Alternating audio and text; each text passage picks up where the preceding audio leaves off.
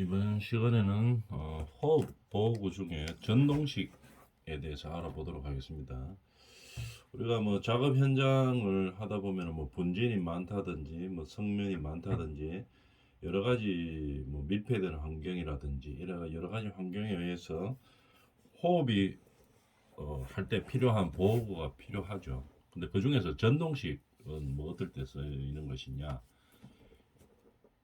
이 그림에서 보다시피 이 전동식으로 해서 호흡을 보조하는 거죠. 그러니까 자가 호흡으로 하는 게 아니고 자가로 뭐 호흡 공기를 갖다 스스로 뭐 바깥에 호수를 통해서 뭐 빨아당기고 이런 게 아니고 편안하게 호흡할 수 있도록 전동으로 밀어주는 형태입니다. 그래서 뭐 어떤 형식으로 되어 있는지 한번 볼까요? 자, 전동식 호흡 보호구는 어떤 용도에서 사용되느냐 볼까요? 고농도 분진이나 유해 물질이 있는 장소, 그죠? 뭐 예를 들어 성면이라든지 뭐 우리가 견출 작업 이런 거 할 때 시멘트 가루가 엄청나게 많이 날리는 장소라든지 이럴 때 고농도 분진이나 유해 물질이 있는 장소, 특히 유해 물질이 많은 곳이 위험한 곳이 어떤 곳이 있습니까? 밀폐되어 있는 환경에서 공사를 할 때, 뭐 어떤 아니면 뭐 작업을 할 때, 이럴 때는 호수를 이렇게 그 공기가 좀 깨끗한 공기가 있는 쪽에서 실제로 그냥 이 근로자의 호흡으로 빨아들여 가지고 해도 되기는 됩니다. 근데 힘들죠. 규정이 있죠. 저번 시간에 이제 앞전 시간에 배웠던 거. 이제 그렇게 하려고 하면 자가 호흡으로 하려고 하면은 길이는 뭐 10m 안쪽이어야 한다. 그다음에 뭐 지름의 호수의 지름의 두께는 뭐 일정 규모 일정 두께 이상이어야 된다. 이런 규정들이 있죠. 근데 그거보다가 자가 호흡보다 더 쉬운 게 전동식으로 호흡을 보호하면은 자가 호흡하는 것보다 훨씬 더 쉽죠. 그래서 그런 고농도 분진이나 유해 물질이 있는 장소에서 작업 시간, 작업 강도 등으로 인해 왜냐면 그냥 가만히 있어서 뭐 호흡만 하는 게 아니죠. 이 근로자들이 그 유해 물질이 있는 곳이나 뭐 분진이 많은 곳에서 호흡도 하지만 실제로 하는 건 뭡니까? 일을 하죠. 작업을 하죠. 작업 강도가 셀 수도 있고 이러다 보니까 호흡량이 많아질 수도 있습니다. 그러다 보면 호흡에 부담을 많이 느끼죠. 이럴 때 작업자가 원활하게 호흡하게 하기 위해서 공기를 전동식으로 해서 밀어주는 거죠. 그래서 숨쉬기 편할, 호흡하기 편한 위치까지 이제 가져가는 거죠. 마스크가 있으면은 어, 앞면까지 이제 공기를 넣어줘가지고 호흡이 편하게 될 수 있도록 이렇게 전동식으로 호흡을 보호하는 겁니다. 자, 종류별로 보면은 정동식 방진 마스크, 방진 마스크인데 전동식이다 이 말이고 방독 마스크인데 전동식이다. 그 다음에 보안경, 앞면 전체를 끼는 보안경 이런 형태로 나눠진다는 말이겠죠. 방진 마스크는 우리가 방진 마스크하고 방독 마스크하고 차이가 뭐냐 하면은 우리가 앞전 시간에 차이점에 대해서 다 한번 구분을 해봤었죠. 다시 한번 정리해 보면은 방진 마스크는 뭡니까? 마스크 앞에 그냥 여과제가 있는 거죠. 좀 간단한 곳에서 이래 사용하는 형태입니다. 방진 뭐 성면이 좀 성면이란다 이뭐 분진이 좀 작다든지 이럴 때서 간편하게 쓸 수 있는 거죠. 그러니까 마스크 앞에 여과제가 있는 겁니다. 여과제. 그죠?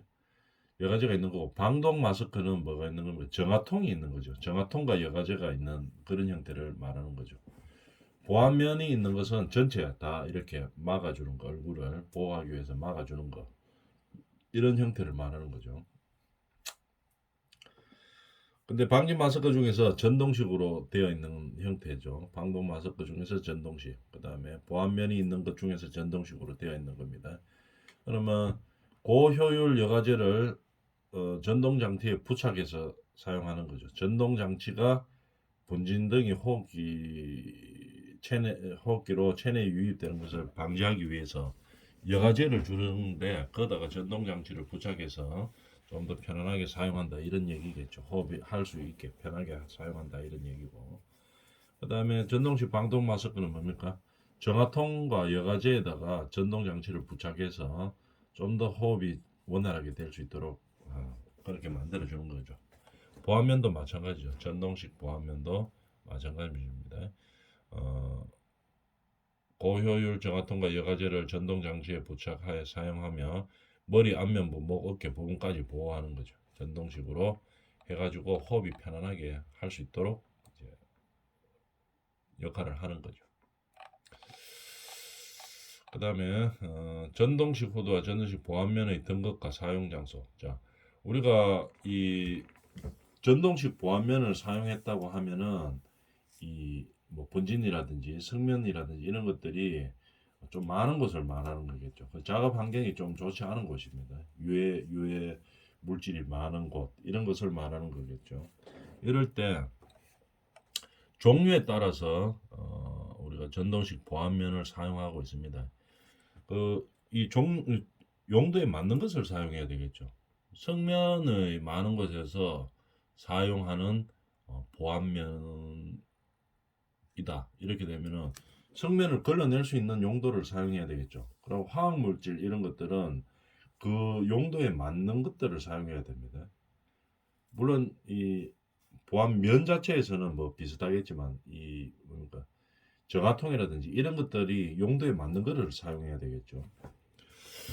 그래서 보안면의 종류를 보면은 분진에서 사용하는 게 있죠. 분진 미스트, 흉용이 있고, 그 다음에 뭐 나머지 것들 이런 것들 보면 시아나 수소용, 뭐 아황상용, 아모니아용 이런 것들은 주로 화학 제품들에서 용도에 맞는 것을 사용해야 됩니다. 보안면들 이런 것들은. 그래서 고농도, 중농도, 저농도 이런 식으로 다 나누어져가 있죠. 그래서 항상 그 사업장의 용도에 맞는 보안면들을 사용해 줘야 된다는 얘기겠죠. 등급별 사용 장소에 보면은 전동식 특급이 있고 1급, 2급 이렇게 나눠집니다. 그럼 특급이 가장 성능이 좋은 거겠죠. 베릴륨 등 독성이 강한 물질을 함유한 분진 등이 발생하는 장소, 특히 성면 취급 장소, 발암 물질 이런 전동식 특급을 사용한다는 얘기입니다. 그 다음에 기계적으로 분진 등이 많이 생기거나 특급 착용 장소 이외에 분진이 발생하는 것, 금속, 흉 등 열적으로 생기는 분진 등이 사용하는 장소. 그러니까 특급이 제일 위험하다는 얘기겠죠. 그 다음에 1급 사용하는 거는 요거보다는 조금 덜 위험하지만 그래도 좀 위험한 요소들이 많은 것을 말하는 거겠죠. 그 바로 밑에가 그럼 전동식 2급으로 나누어지는 거죠. 이런 식으로 등급별로 이 근로 현장의 그 환경이 어떠냐에 따라서 분진이 어느 정도냐 아니면은 발생하는 그 유해한 물질들이 무엇이냐에 따라서 나누어진다 이 말입니다. 특급, 1급, 2급 이런 식으로 나누어지죠. 아니면 고, 중, 저 이런 식으로 나누어진다는 얘기겠죠. 그래서 보통 우리 사람이 이 그림에서 보다시피 우리 현장에서 보관할 때도 이렇게 따로 보관합니다. 고농도에서 고, 중, 저 이렇게 나누어서 사용하는 것들이 이렇게 나누어져가 있죠. 고농도, 중농도, 저농도 이렇게 하고 구분도 저렇게 나누어서 합니다. 그 다음에 우리 현장에서 필요한 이런 제품을 사용해야 되겠죠. 보관 자체도 이렇게 좀 따로 하고 보통 그렇게 합니다. 왜냐하면 섞이면 안 되기 때문에 그렇게 하는 거죠. 사용 방법 및 관리. 사용 전에 배터리 충전과 펌프 작동 상태를 확인해야 되겠죠. 이거 만약에 이런 보안면을 쓰고 현장에 들어가려고 하면은 사용하기 직전에 배터리 충전이 충분한지 펌프는 작동이 잘 되는지 이런 것을 확인하고 그 다음에 들어가야 되는 겁니다. 그 다음에 산소 농도는 항상 기준이 18% 이상이죠. 산소 농도 18% 이상인 장소에서 사용해야 되고 그 다음에 관리 기준이 있죠. 항상 이런 것들은 방진, 방독, 정화통 이런 관리 기준이 다 있습니다. 관리 기준에 따라서 사용하고 그 다음에 관리를 해줘야 되는 얘기죠. 그 다음에 각종 호흡구의 유지 관리 방법. 우리가 호흡 보호구의 유지 관리하는 방법이 있죠. 이게 사용하고 나면은 이게 오염될 수도 있고 여러 가지 환경에서 제 기능을 발휘 못할 수가 있습니다. 호흡 보호구는 뭐 특히 기능을 발휘 못하면은 이게 아주 중대한 사고로 이어질 수가 있죠. 그래서 유지 관리를 아주 이제 잘 해줘야 되겠죠. 계획을 잘 세워서 근로 현장에 그 현장 사업마다 사용하는 게 다르고 조건이 다르기 때문에 현장마다 필요한 계획을 세워서 유지 관리를 해줘야 되는 겁니다. 유지 관리 계획에서 보면은 호흡 보호구 착용 및 관리 매뉴얼에 세척과 소독, 점검, 부품 교환, 수리 및 보관 등의 항목을 포함하고 있다. 유지관리 계획에 포함되어야 될 것이 뭐냐? 그러면은 착용하는 매뉴얼도 있습니다. 어떻게 보호구를 어떻게 착용하고 어떻게 관리해야 되는지 이 매뉴얼이 있죠. 그 다음에 세척하고 소독하고 이것도 매뉴얼이 있습니다. 점검하고 부품 교환하는 것까지 매뉴얼이 다 있죠. 수리, 보관 이런 항목들을 포함해서 유지관리 계획을 세워야 된다는 얘기입니다. 그 다음에 이 호흡 보호구는 이 유해한 이 물질에서 많은 것이서 사용이 되겠죠. 그러다 보니까 세척이 중요합니다. 근데 세척하고 소독하는 게 중요한데 세척, 소독 주기는 어떻게 해야 되는가? 일상적으로 사용하는 거, 우리 현장에서 개인적으로 지급해 준 거 있죠. 이건 매일 세척해야 되는 거죠. 매일 세척하고 비상 때 사용하는 것은 사용하고 나면 바로 세척을 하고 보관해 줘야 된다는 얘기겠죠. 그래서 매일 일상적으로 사용하는 것은 매일 세척해서 유지 관리하고 그다음에 비상용으로 한 번씩 사용하는 것들은 사용 후 즉시 세척을 하도록 하는 겁니다. 그다음에 이 호흡 보호구에서 분리 가능한 부품들은 있죠. 분리 가능한 부품은 반드시 제거한 다음에 검사를 해야 됩니다. 분리 가능한 것들은 제거한 다음에 검사를 하고 만약에 보수가 필요하면 다시 보수를 해야 된다는 얘기죠. 이게 이 정화통이나 이런 것들은 다 분리가 가능하죠. 그래서 분리가 가능한 것들은 전부 다 제거해가 분리한 다음에 그 다음에 검사를 실시해야 된다 이 말입니다. 분리가 가능한데 붙여놓은 상태에서 검사하고 이렇게 하면 안 된다는 얘기겠죠. 그 다음에 고무나 플라스틱 부품들이 많죠. 뭐 보안면이라든지 이런 것들은 고무나 플라스틱으로 되어 있습니다. 주로. 그렇다 보니까 손상이 발생할 수가 있겠죠. 그래서 이 세척하고 소독할 때 손상이 발생이 많이 될 수가 있기 때문에 그 손상을 방지하기 위해서 어, 적절한 온도의 물로 사용하는 겁니다. 너무 뜨거워도 안 되고 너무 차가워도 안 되고 왜냐하면 손상이 생길 수가 있기 때문에 그 제품마다 적절한 온도가 있죠. 그걸 가지고 적절한 온도에 맞게 세척하고 해야 되는 겁니다. 근데 세척 관련해서는 어디서 입니까? 제품마다 다 제품이 다 다르기 때문에 세척하는 방법도 다 달라요. 그런 것들은 어디에 있습니까? 제품을 사면은 사용 설명서에 적혀 있죠. 그거대로 세척하고 그다음에 다 세척이 끝난 다음에는 다시 조립해 가지고 정상 작동하는지를 확인해 봐야 되겠죠. 항상 매일 쓰는 거는 매일 사용해야 되는 그런 제품들은 매일 세척하고 그다음에 분리되는 건 분리해서 검사 다 하고 그다음에 정상적으로 작동하는지를 확인하고 그다음에 이제 보관을 해줘야 되겠죠. 그다음에 한 번씩 사용하는 거죠. 비상용으로 비상 시에만 사용하는 거 그런 제품들도 사용하고 난 다음에 반드시 어떻게 이 관리를 하기 위해서 세척하고 소독하고 그다음에 분리되는 것은 다 분리한 다음에 검사하고 그다음에 이 손상 방지를 위해서 어, 매뉴얼대로 제품 사용 설명서에 나와 있는 매뉴얼대로 세척하고 조립하고 이렇게 해야 된다는 얘기입니다. 그리고 점검이 이 호흡 보호구는 점검이 아주 중요하죠. 왜냐하면은 이 서버 들어갔는데 작동이 안 되면 큰일 나기 때문에 그런 게 점검이 필요합니다. 작업 전후에 전에도 해야 되고 후에도 해야 되고 사용 전후에 하는 겁니다. 호흡 보호구의 작동, 밀착 여부 등을 점검해야 됩니다. 항시 점검을 해야 되겠죠. 긴급용 구출용은 이거 필요할 때만 쓰는 거죠.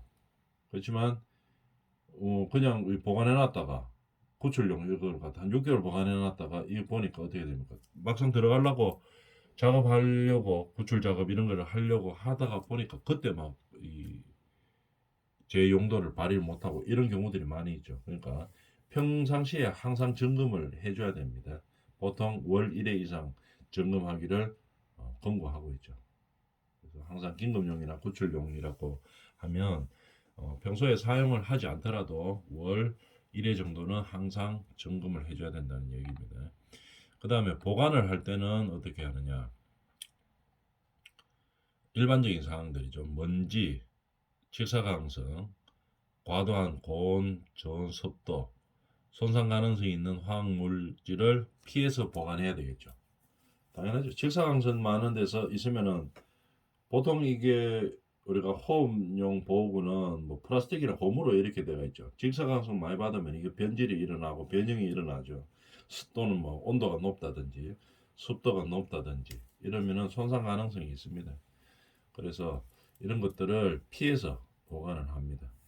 그 다음에 이 호흡 보호구는 작업 환경과 완전히 떨어진 곳에서 깨끗한 장소 등에서 어떤 보관함을 놔두고 그 안에 보관을 해야 되겠죠. 깨끗한 장소에서. 그래야지 항상 이 신선한 상태로 보관이 되는 거겠죠. 그래서 유사시에 이 근로자들에게 이 공기 호흡을 보호할 수 있는 그런 역할을 하는 거겠죠. 아무데나 막 보관해 놓으면 어떻게 되겠습니까? 벌써 이 나쁜 공기가 그 다 묻어 있죠. 그래서 호흡을 하다 보면은 그 묻어 있던 나쁜 공기부터 들어오게 되겠죠. 그래서 항상 깨끗한 환경에서 보호를 한다 이 말입니다. 정화통은 당연히 밀봉해서 보관해야 되겠죠. 다른 이 공기나 미세먼지들이 붙어 있으면 안 되기 때문에 작업 시에 발생했던 뭐 분진이라든지 뭐 이런 것들이 붙어 있으면 안 되기 때문에 정화통은 항상 밀봉해서 보관을 합니다. 밀봉해서 보관한 다음에 그 다음에 직사광선이 있는 곳에서는 보관을 당연히 하면 안 되겠죠. 서늘한 곳에서 보통 보관을 합니다. 정화통은. 그 다음에 일상적으로 사용한다고 해가지고 오늘 사용하고 내일 또 사용하겠죠. 근데 이것을 호흡보호구를 뭐 도구함 등에 막 그냥 방치하듯이 보관해서는 안 됩니다. 이 호흡하고 관계되어 있기 때문에 호흡보호구는 항상 깨끗하게 그죠? 쾌적한 환경에서 보호를 해줘야 되겠죠. 만약에 이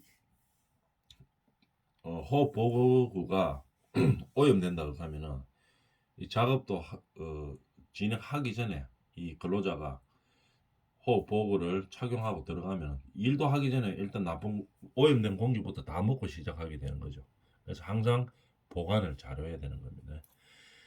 일상적으로 사용한다고 해서 뭐 손쉽게 하기 위해서 뭐 도구하면 보관한다든지 방치한다든지 이런 것들을 절대로 하면 안 되죠. 그 다음에 탈출용 호흡 보호구는 어떻게 쉽게 접근할 수 있는 장소에 보관해야 됩니다. 호흡 보호구 중에서도 탈출용이다 이런 것들은 손쉽게 잡을 수 있는 곳에 있어야 되겠죠. 저기 뭐 캐비넷 위에 잘 안 보이는 곳에 꼭꼭 숨겨놓고 이래가지고는 안 되겠죠. 탈출할 때 적각 쓸 수 있어야 되기 때문에 이것은 탈출용입니다. 탈출용 호흡 보호구입니다 하는 걸 명시하고 그 다음에 쉽게 접근할 수 있는 장소에 보관해 줘야 된다는 얘기죠. 호흡 보호구를 사용하고 관리하는 지침에 대해서 알아봤습니다.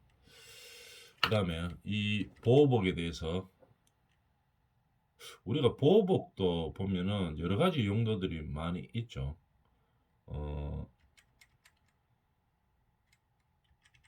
보호복도 우리가 보통 근로 현장에서 보면은 보호복이 그렇게 필요 없는 현장들도 많이 있습니다.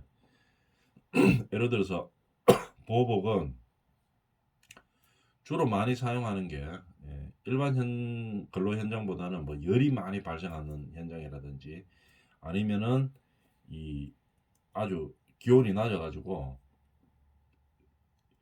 이 사람 이 몸에 온도를 많이 떨어뜨린다든지 이런 것들을 보호하기 위해서 이제 하는 입는 옷이죠. 그래서 한번 봅시다. 근데 우리가 보통 보면은 보호복까지 입고 하는 현장들은 이 아주 안전이나 보건 관리가 많이 필요한 그런 현장들이죠. 그런 것들에 대해서 한번 봅시다. 보호복은 화학적, 기계적, 물리적 작용으로부터 전신을 보호하는 의류 형태의 것을 말합니다. 주로 우리가 많이 하는 게 방열복, 열이 많이 나는 거, 영광너같이 막 더운 데서 일하는 근로자들. 너무 뜨거워요. 잘못하면 이거 여러 가지 이 질병들이 많이 발생할 수 있죠. 열이 너무 많기 때문에. 그래서 방열복 또는 방한복, 너무 추운 데서 반대로 일하는 사람들, 방열복이나 방한복으로 보호복이 많이 있습니다. 그 다음에 화학물질, 주로 이렇게 많이 사용하죠. 방열, 방한, 그 다음에 화학물질. 화학물질을 많이 다루는 그런 근로 현장에서는 이 화학물질이 잘못가 튄다든지 아니면 튀지는 안 하더라도 바람에 불어가지고 이 피부에 닿는다든지 이러면은 이 피부에 아주 큰 문제가 발생할 수가 있죠. 그렇기 때문에 화학 물질은 에서 사용하는 보호복은 그 현장에 무슨 화학 물질을 사용하느냐에 따라서 이 보호복도 다 다릅니다. 그죠? 그래서 이 용도에 적합한 보호복을 사용을 해줘야 되겠죠. 자, 그런 것을 이제 보호복이라고 하고 방열복에 대해서 봅시다. 방열복의 주요 보호 기능은 뭐 하는 거겠습니까? 열에 대해서 방지하는 거죠.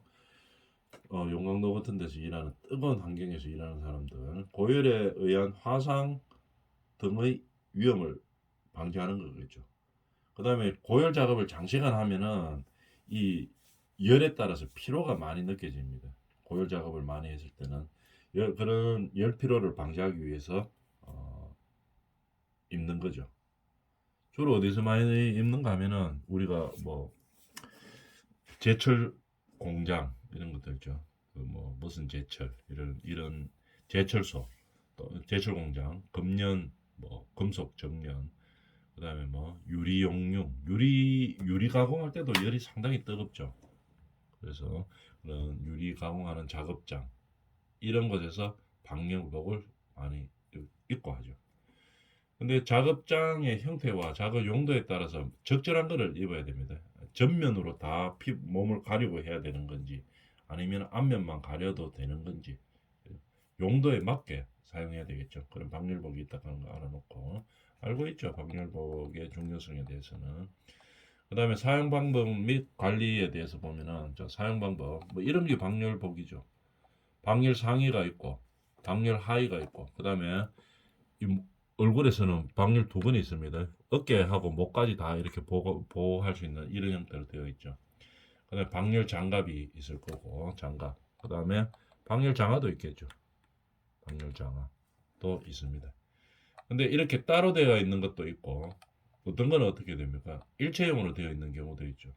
구분되어 있는 게 아니고 상의, 하의, 이 신발, 장갑까지 다 붙어 있는 형태가 있는 것도 있습니다. 그죠? 이렇게 여러 가지 형태들이 있기 때문에 용도에 맞는 현장의 용도에 맞는 제품들을 사용해야 되겠죠. 사용 방법 및 관리. 화염과 용융물 등의 직접 접촉에 사용하지 않도록 한다. 직접 접촉하면 큰일 나죠. 이거 화염 같은데 아무리 방열복을 입었다 하더라도 직접적으로 대면 안 됩니다. 그죠? 용광도 이런 데는 몇 천도씩 되겠죠. 직접 대입 버리면 어떻게 됩니까? 다 녹아버리죠 이게. 그렇기 때문에 그냥 열을 방지하는 거기 때문에 아무리 이 방열복을 입었다고 해도 그 직접 접촉이 일어나지는 않도록 그렇게 해야 됩니다. 그다음에 상의와 장갑, 하의와 신발 사이로 착용자 신체가 노출되지 않도록 한다. 이 노출되면 큰일 나겠죠. 어떤 환경에 따라서 일체형으로 돼가지고 완전히 노출을 차단시키는 경우도 있고 아니면은 그 정도까지는 아니더라도 따로따로 구분이 되어 있더라도 중요한 것은 신체가 노출되지 않도록 해야 된다. 또 파손 균열 등이 있는 경우에는 이런 거는 반드시 폐기해야 되겠죠. 고체가 쓰고 이래가지고는 안 됩니다. 기타 이런 자세한 사용 방법, 세척 관리 방법 등은 어디에 따르면 이 제품이 종류별로 하도 많기 때문에 제품 사용 설명서에 맞도록 용도에 맞는 것을 사용해야 되겠죠. 화학 제품에 사용하는 건지 아니면 열이 많은 방열용으로 사용하는 건지 이런 용도에 맞는 제품들이 나와 있죠. 그래서 그 우리 작업 현장에 맞는 용도에 맞는 제품을 써야 되죠. 그래서 그 용도에 맞는 관리 지침에 따라서 관리를 해줘야 된다는 얘기입니다. 이번 시간 여기까지 합니다.